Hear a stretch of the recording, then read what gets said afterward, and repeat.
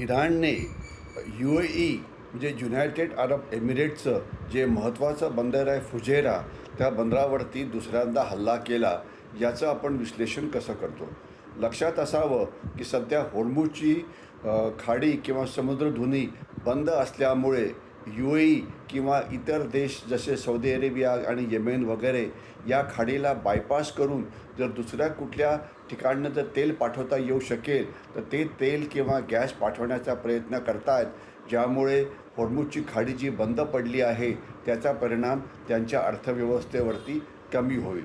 परंतु इराण आता आपल्याला एक इशारा असा देऊ इच्छितो की तुम्ही जरी होर्मुझची खाडी बायपास करण्याचा प्रयत्न केला तरी आमच्याकडे ड्रोन्स आहेत, आमच्याकडे क्षेपणास्त्र आहे, ज्याच्यामुळे आम्ही तुमच्या इतर बंदरावरती हल्ला करून तुम्ही जे तेल आणि गॅस निर्यात करायचा प्रयत्न करत आहात ते थांबवण्याची क्षमता आमच्याकडे आहे.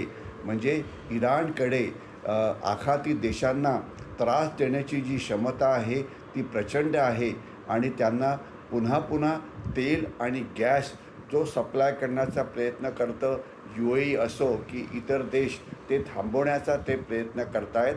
होर्मुझच्या बाहेरनं सुद्धा ज्यावेळेला तेल पाठवलं जातं ते सुद्धा थांबवण्याचा प्रयत्न करतायत. तो थोडक्यामध्ये ही एक दबाव तंत्र आहे इराणकडून, ही एक प्रेशर टॅक्टिक्स आहे आणि ते अमेरिकेला आणि सगळ्या जगाला सांगण्याचा प्रयत्न करते आहे की तुम्ही मुकाट्याने ज्या शर्तीवरती आम्ही युद्धविराम करू इच्छितो त्या शर्ती मान्य करा, नाहीतर आम्ही जगाची अर्थव्यवस्थेला एक मोठा धक्का देऊ. होर्मुझशिवाय आम्ही इतर ठिकाणीसुद्धा आमच्या शस्त्रांनी हल्ला करू शकतो आणि इराण तुम्ही होर्मुझ टाळूनसुद्धा तुम्ही सुरक्षित राहू शकत नाही.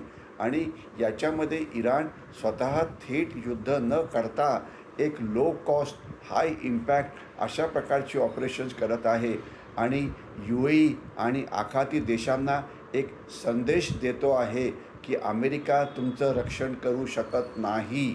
अमेरिकेचं नौदल असो, एअरक्राफ्ट कॅरियर असो, हे सगळे पांढरे हत्ती आहेत आणि हे तुमचं रक्षण करू शकत नाही आमच्या ड्रोन हल्ल्यापासून, आमच्या मिसाईल हल्ल्यापासून. तर हे एक सायकोलॉजिकल युद्धसुद्धा आहे आणि याच्यामुळे इराण जगाला आणि आखाती देशांना संदेश देतो आहे की UAE हे एक सुरक्षित गुंतवणूक केंद्र नाही. यामुळे तिथे जे गुंतवणूकदार आहेत, तिथे जे इन्व्हेस्टर्स आहेत, त्यांची तिथे केलेली इन्व्हेस्टमेंट ही पूर्णपणे धोक्यामध्ये आहे. तर म्हणून जोपर्यंत तुम्ही इराणचं ऐकत नाही तोपर्यंत या भागामध्ये शांतता ही निर्माण होऊ शकत नाही. आणि दुसरं, इराणचं सध्याचं जे कॉम्बिनेशन आहे ते ड्रोन आणि मिसाईल याचं कॉम्बिनेशन आहे आणि त्याच्यात ते स्वॉर्म टॅक्टिक्स म्हणजे एकदम पुष्कळ जास्त मिसाईल्स किंवा पुष्कळ जास्त ड्रोन्स वापरण्याचा प्रयत्न करतात. त्याच्यामुळे अँटी एअरक्राफ्ट डिफेन्स सिस्टीम जी असते ती त्या देशाचं रक्षण करू शकत नाही. तर याच्यामुळे इराण पुन्हा पुन्हा जगाला दाखवतं आहे की अमेरिका आखाती देशांचं रक्षण करू शकत नाही. दुसरा जो मुद्दा आहे तो भारतीयांकरता आहे. हा जो बंदरावरती हल्ला झाला होता तर त्याच्यामध्ये 3 भारतीय जखमी झाले आणि जे भारतीय देशाच्या बाहेर काम करायला जातात त्यांच्या सुरक्षेमुळे जर ते असुरक्षित असले तर त्यामुळे नक्कीच चिंतेचं वातावरण देशात निर्माण होऊ शकतं. कारण आखाती देशामध्ये जवळजवळ 30 ते 40 लाख भारतीय कामगार आहेत आणि हे आपल्याला अगदी कळून सुचतं की आखाती देश सध्या सुरक्षित नाहीत इराणमुळे आणि तिथे चाललेल्या युद्धामुळे.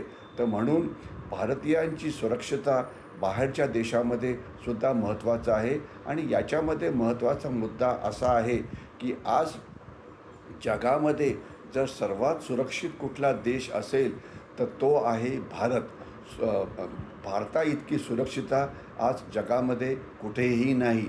युरोप सुरक्षित नाही, मिडल ईस्ट सुरक्षित नाही, परंतु भारत अतिशय सुरक्षित आहे आणि येणाऱ्या काळामध्ये अशा प्रकारचे हल्ले इराण करतच राहील आणि त्याला अमेरिका कसं बंद करेल हे कोडं त्यांना अजून सुटलेलं नाही.